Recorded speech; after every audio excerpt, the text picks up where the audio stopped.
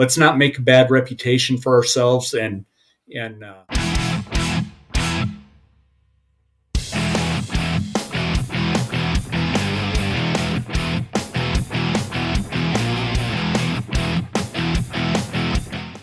Hello, Carnivore Hunters. It's Rick. Hey, and this is Doug. Hey, Rick, have you ever tried raw meat? I have tried raw meat. Yeah, I was trying it, and I think I got a little bit addicted to it. But don't worry, now I'm cured. Gotcha.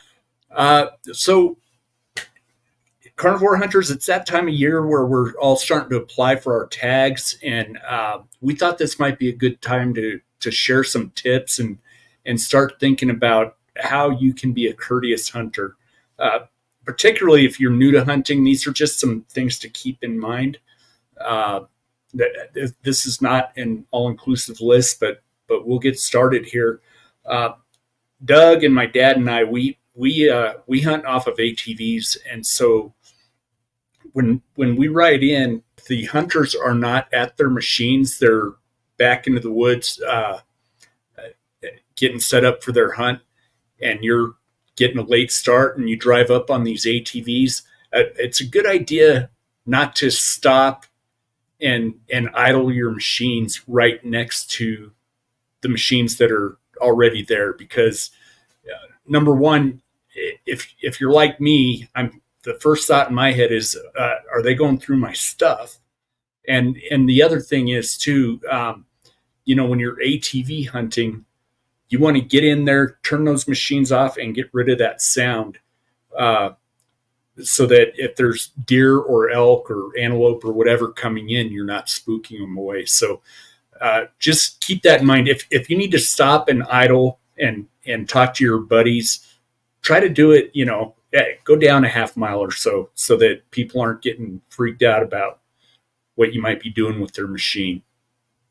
Yeah, definitely. The next thing on our list here is don't target practice in a hunting unit the day before season ends, or even worse, in the middle of the season.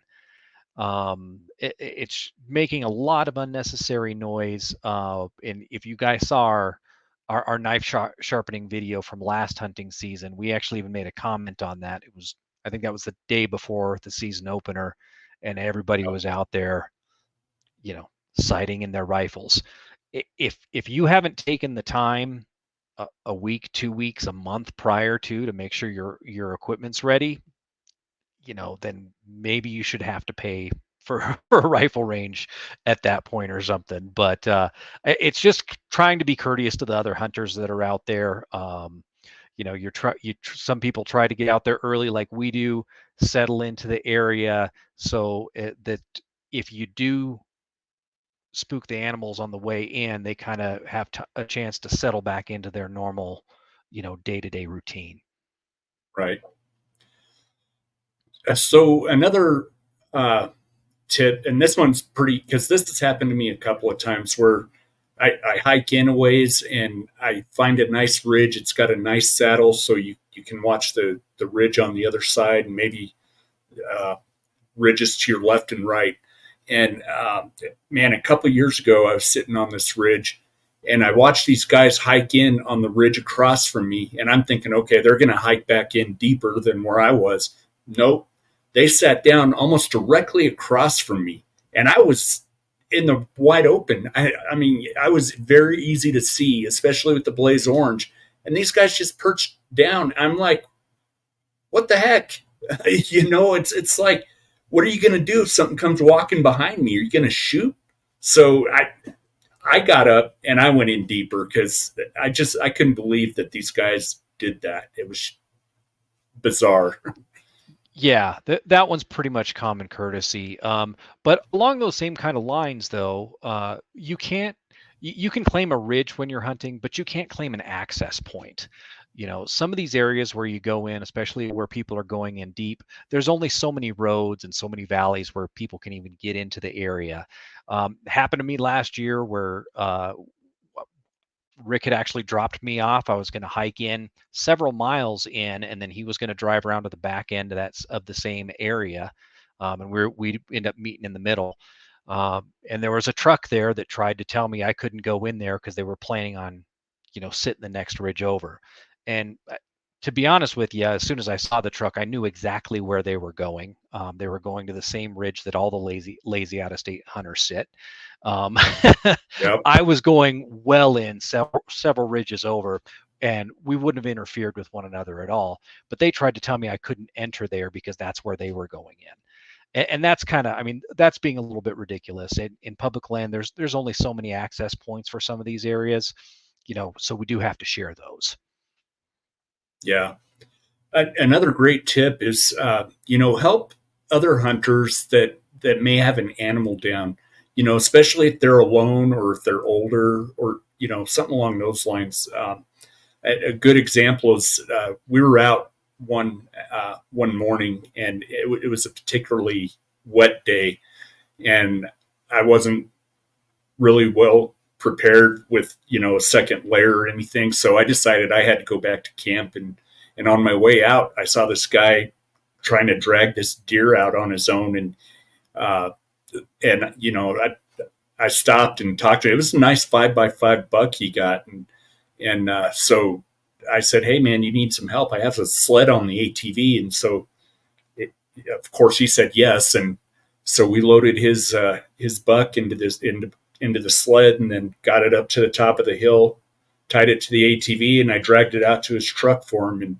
And I've done that several times over the years, and it's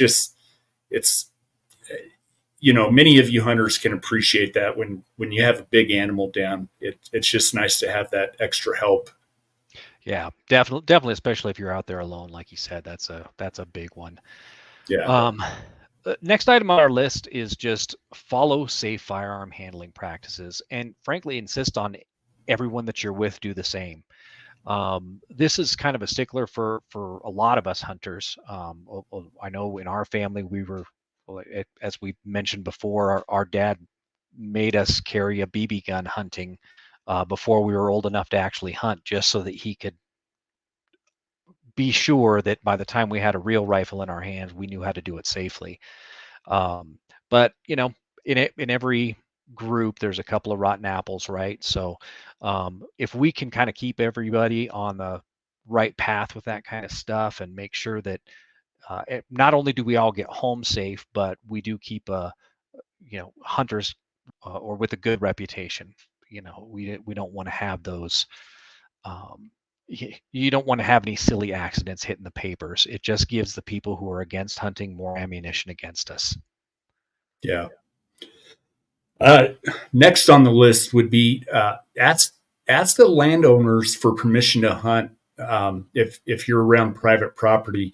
And I have seen this a couple of times before in the past, where I can think of a time where I used to live in the mountains, and I was getting off work, and there was this group of guys standing on the outside of this private property, and there was a new hunter that was standing there with him, and there's a deer on the private side, and these guys are egging him on. Take the shot, take the shot, and he took the shot, dropped the buck, and then so a couple of guys ran over the fence real quick, dragged it out, and then it proceeded to dress it out there, and it was like I couldn't believe what I was watching, and I got in my truck and I left. I probably should have turned him in, but I knew a lot of the guys that were standing there at the time.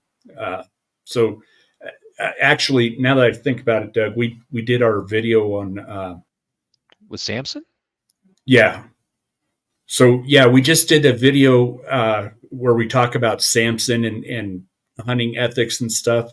Mhm. This is one of those things that can get you in trouble and possibly get your hunting privileges taken away from you. So Yeah. just do things the right way. Yeah, even permanently.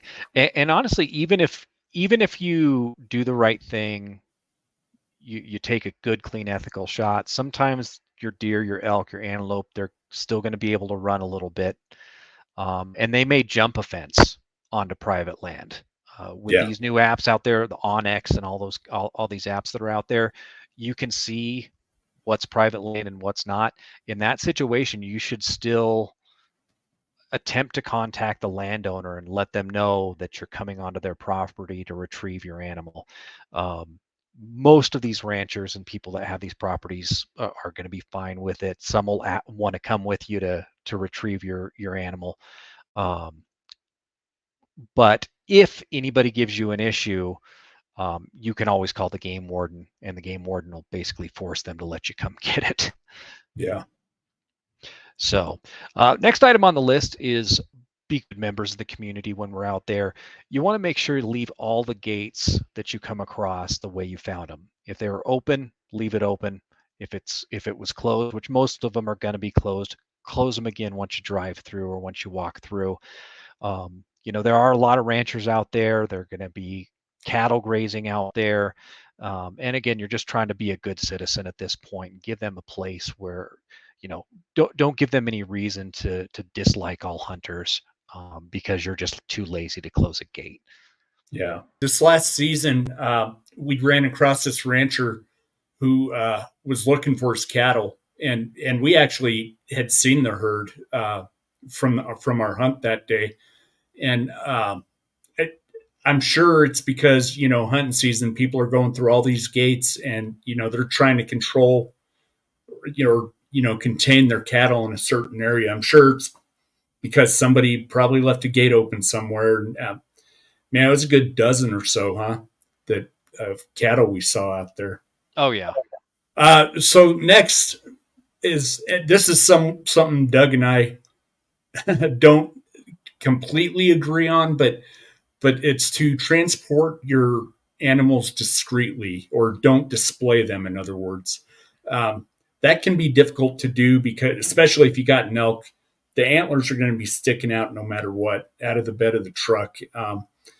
So it's going to be a difficult thing to do. A lot of hunters will try to cover up their kill.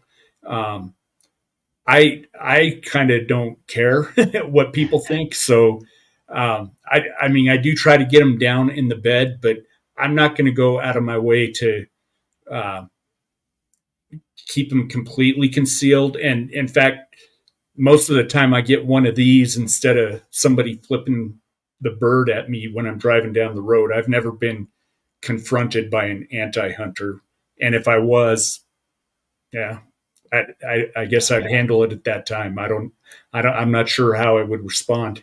So Yeah.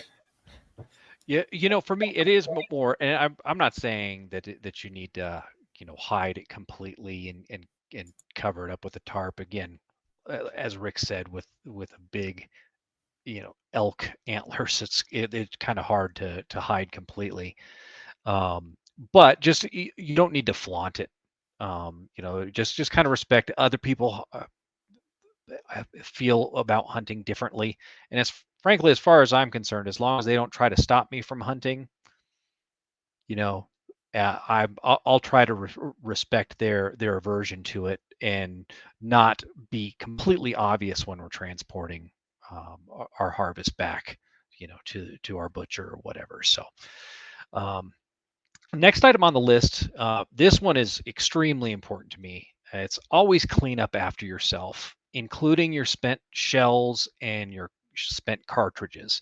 Um, Shotgun target shooters are the worst for just leaving shells everywhere.